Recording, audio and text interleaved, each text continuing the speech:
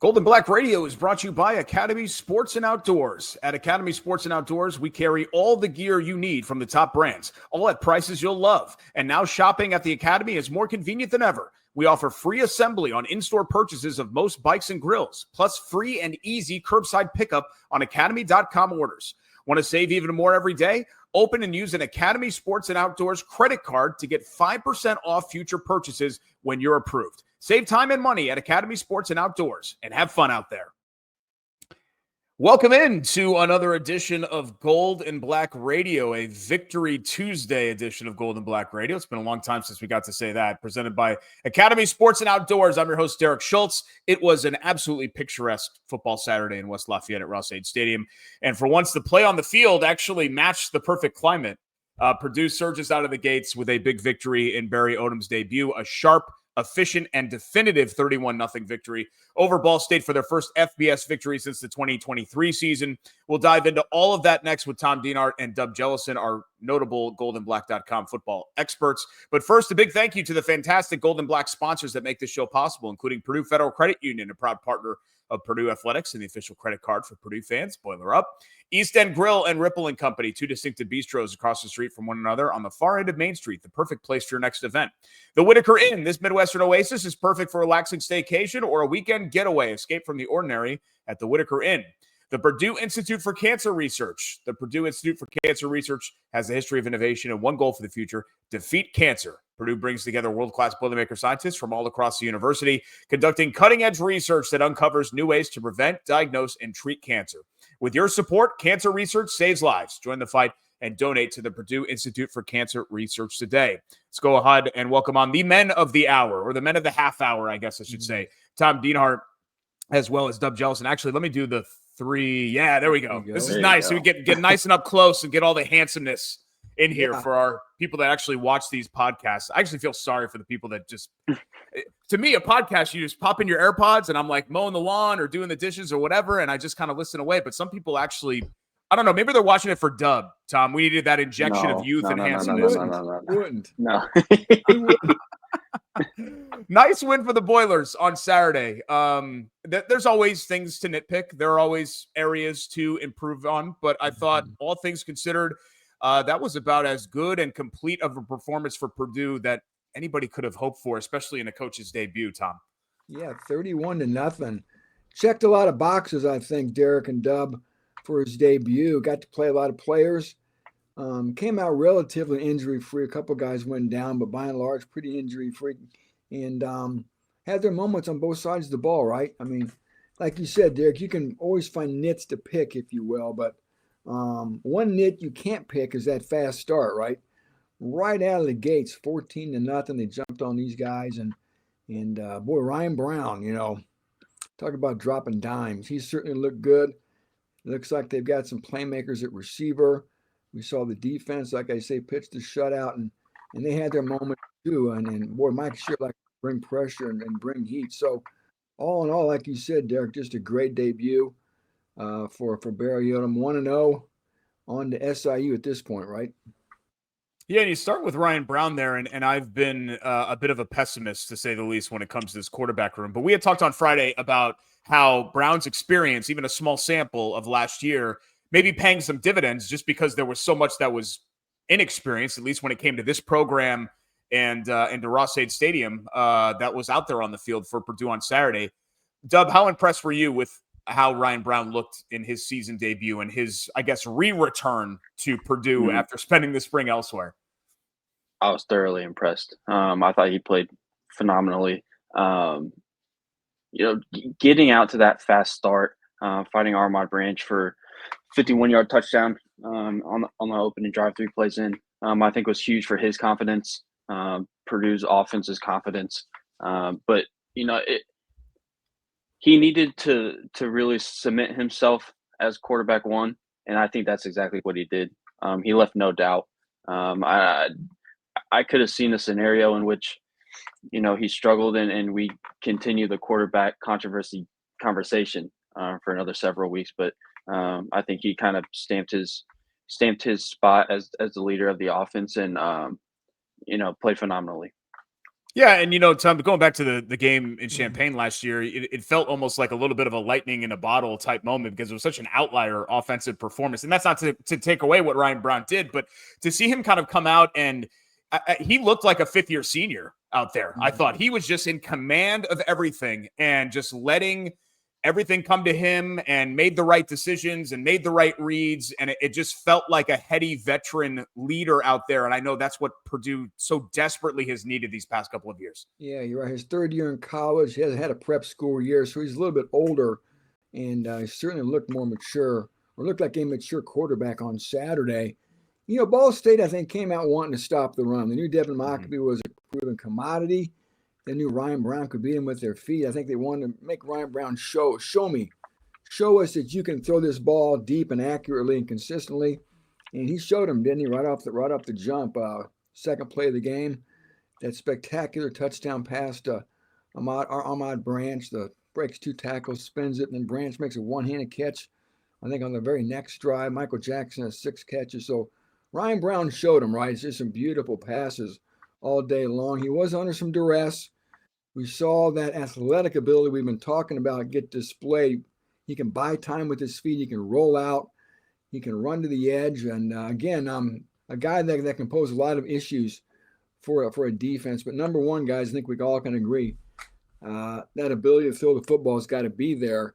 And it certainly looks like Brown's got a lot to work for or work with from an arm talent standpoint moving forward.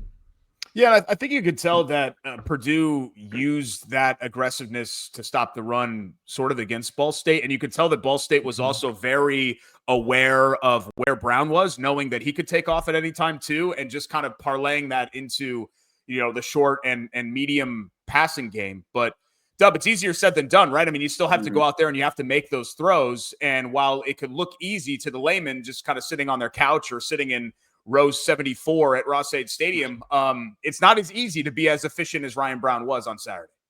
No, it's superbly accurate. There's only 1 or 2 throws that I would consider bad throws. I think the one to Jesse Watson in the third quarter, and then he missed, I believe it was Michael Jackson on a comebacker. Really the only 2 that stood out to me as bad throws, quote unquote bad throws, which you're going to get in for any quarterback, right?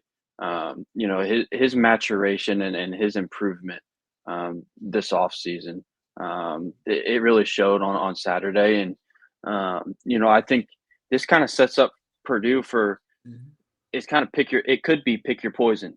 I think, Tom and I at least thought that this would be a very ground heavy offensive attack. They showed on Saturday that they can drop back and sling it around the yard. So the old Purdue, the Purdue that a lot of us are used to. It will be interesting to see what defense that Southern Illinois trots out there, and what they want to try to make Purdue do. And if they're dropping 8 guys, we'll see how Devin Mockabee and Antonio Harris in the ground game does.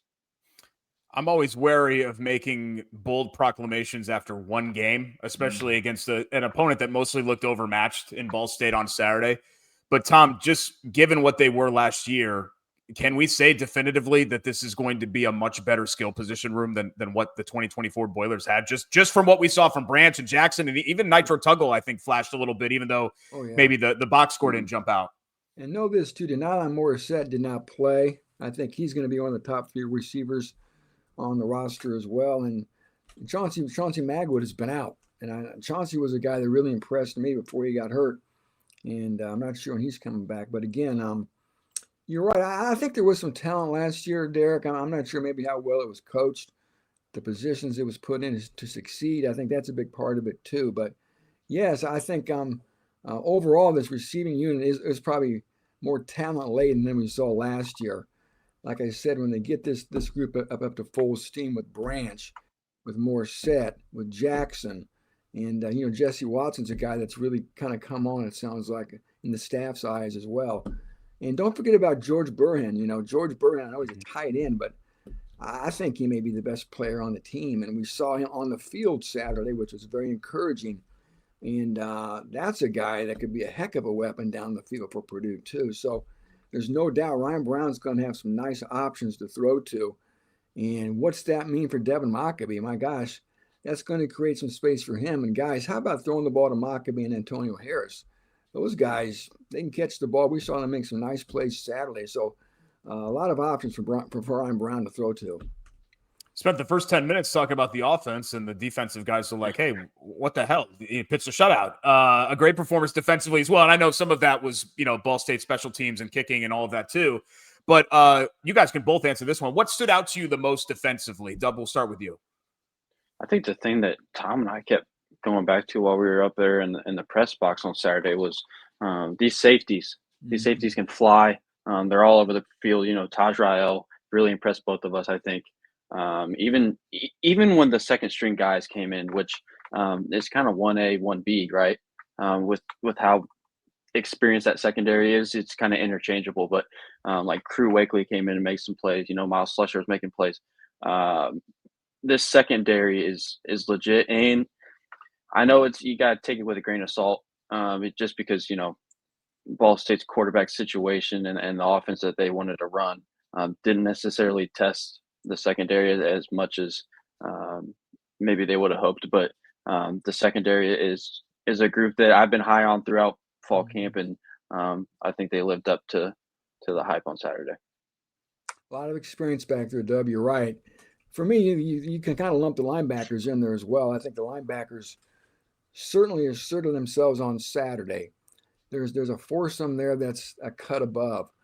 And it begins with two UNLV transfers. Manny Powell, sort of the captain of the defense. He's got the green dot on his helmet. He's the guy who makes the calls, number 16.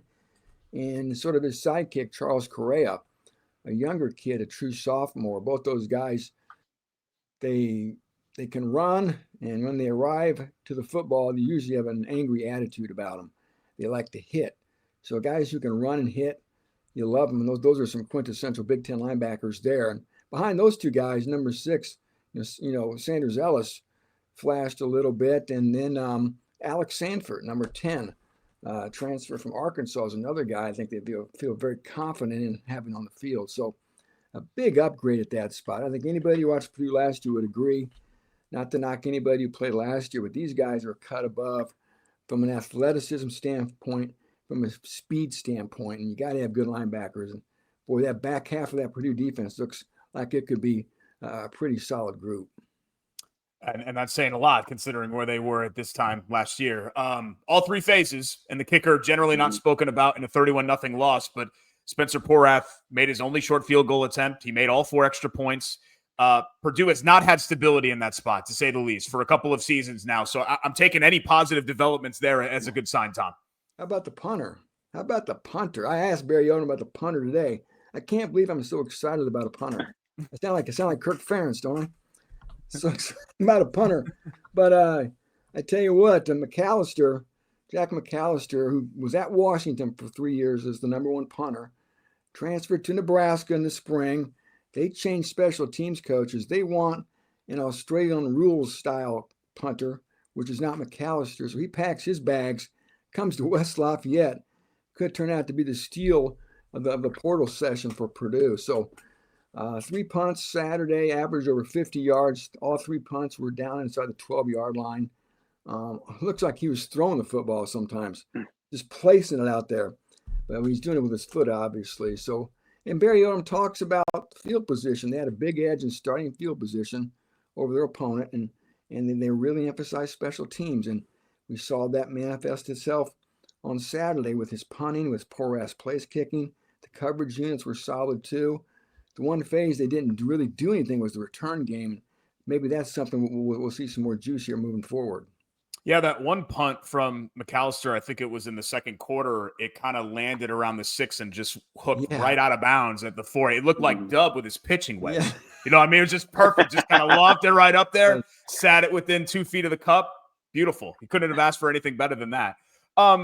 Just overall, guys, you guys were there. Obviously, like I mentioned at the beginning of the show, just a perfect day for football. Whereas usually those August openers are scorchers, right? It's like 95 degrees. I understand on the field it got a little bit hotter. And in the sun, it can be a little bit difficult. But did you feel the vibes change? And knowing that happens whenever there's a new coach and a new regime as well. But to me, just kind of listening to the postgame show and talking to some Purdue friends afterwards, it just felt like a big collective sigh of relief. And okay, we're moving on. We're happy again. We're not dreading watching Purdue football. It felt like all of those things. I understand this is a long season. It's one game of 12. But still, it just felt like a page turner, if you will, that victory over Ball State.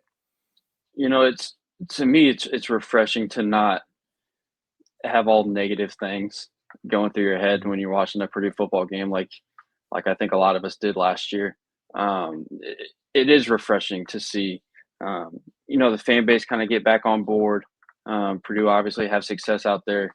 I can't speak from the fans' perspective. I didn't get a great feel for, how amped they were down in Ross-Ade, but after the game, Barry Odom, it was kind of a different side of him. He was more relaxed, and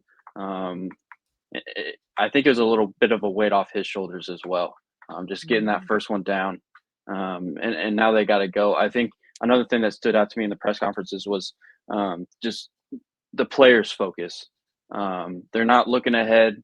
I think it's a lot of coach speak that they were talking after the game, but their focus and their attention to detail really stood out to me. And, I think that stems from Barry Odom. Yeah. I mean, you could tell what it meant to him. And then Mike Babinski, Tom, giving him the game ball afterwards. Yeah. A really nice gesture there. You talk about another guy that's been through a lot, Mike Babinski, and kind of seeing this thing through and turning the page to a new era of Purdue football. Yeah. Well, you can always find Mike on the sideline during games, and he had a lot to clap about on Saturday. So there's no doubt the honeymoon is still raging, guys. Everybody's still in love with everybody. And all things seem possible, don't they? All things seem possible. And they are, right? It's a fresh start. Forget the past. I think Barry Odom tried to talk about that. They really didn't look at the past at all. None of these guys had anything to do with what went on the last couple of years. So, yes, Derek and Dub, the page has been turned, mercifully turned, much-needed page turning, and a heck of a start. Now, guys, this may be the note of the year already. If Barry Odom wins and starts 2-0, he'll be the first Purdue coach to start 2-0 since the immortal Cleo O'Donnell in 1916. Cleo O'Donnell in 1916 is the last Purdue coach to start 2-0. So Barry Odom beats the Salukis. He can stand shoulder to shoulder with Cleo O'Donnell as the only two Purdue coaches ever to begin their career 2-0. 2-0. Is that's real? That's in the Purdue game notes. I'm reading. Oh my God! So it's true. You think about all those years they played Notre Dame the second game, right? Or they had an opener. I mean, I remember one year I think they opened against like UCLA or something back when UCLA wasn't a Big Ten doormat and they were in a different league. But that's shocking to me. Wow. I did it last night too. I kept going back. Well, Leon Burtonette, Jim Young surely didn't know. For Jack Molikoff had to start 2-0. No, Jack Molikoff. I kept going. Stu Holcomb. No. I was getting back to this. When you're looking at these, who the heck is Cleo O'Donnell? So there you go. Maybe we can get Cleo O'Donnell trending on Twitter this week. Wow. Yeah, that's wild. I will say this. You mentioned the honeymoon, and I'll leave you with this, and this is maybe the honeymoon cocktails talking. And again, one game sample, but screw it. We're feeling good. Let's talk about it. Everyone's circling that stretch, right? Minnesota, Northwestern, Rutgers. All three of those teams week one. Rutgers kind of struggled with Ohio. Minnesota looked kind of sort of okay. Northwestern, and that's a good Tulane team, and that's a difficult game to start with. I'll give them credit for going down there. That's not something that I would have done. But Tom, if you're talking yourself into things, you can look at some things after that performance and look around the rest of the Big Ten. And if you really want to, you can talk yourself into some things. Now, talking yourself into like 4-8 and 5-7 is a little bit different than, talking yourself into the college football playoff. But still, where Purdue is, I think it's fun to have like hopes and aspirations about what could be. You could see 5-7. Now, trying to get a sixth win, that's where you really have to start squinting hard and really put on those black and gold colored glasses, Derek. Who knows what Washington's going to be like? who knows where Indiana's going to be during the bucket game. That's always a crazy game anyway. So, yeah, I mean, and then Illinois, too. I mean, I know Illinois is a highly ranked team, but you just never know, right? The point being, at this point, things seem possible. You want to start 2-0.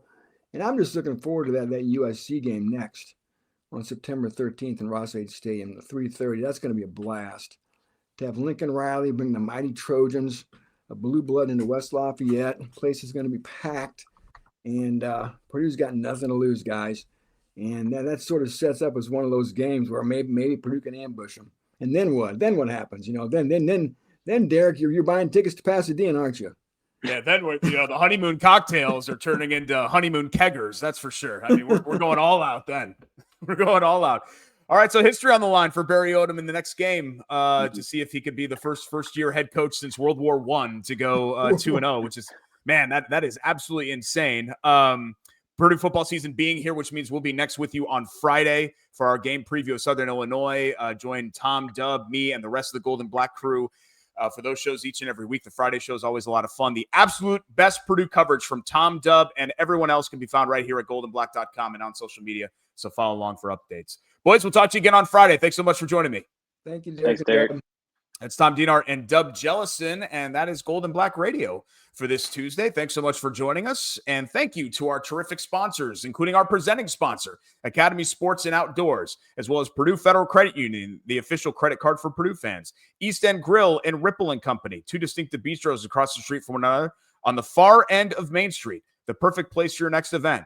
The Whitaker Inn, for unparalleled comfort and cuisine, visit the Whitaker Inn. The Purdue Institute for Cancer Research, which has a history of innovation and one goal for the future: defeat cancer. Join the fight and donate to the Purdue Institute for Cancer Research today. Also, don't forget to hit the like and subscribe button. And, of course, you can leave a positive review on whatever podcast platform you're utilizing.